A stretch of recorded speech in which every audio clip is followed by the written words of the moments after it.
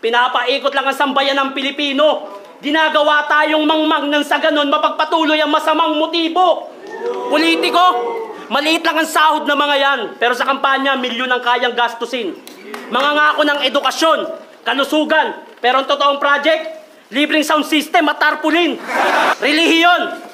Yan ang dahilan kung bakit nagkabuklod-buklod ang mga Pilipino at nagkalabo-labo. Bukod sa amin ni Jose Rizal, ang mas dapat yung bigyan ng parangal ay si Lapu-Lapu. Dahil ba hindi siya Kristiyano?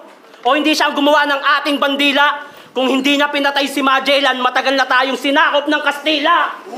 Mga kababayan, imulat nyo ang mata nyo. Lahat kayo pwedeng maging bayani. Mahalin nyo lang ang Pilipinas at magkaroon ng tapat na hangarin. Mahalin ang kapwa Pinoy.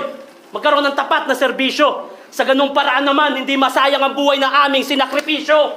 Mabuhay na kanya!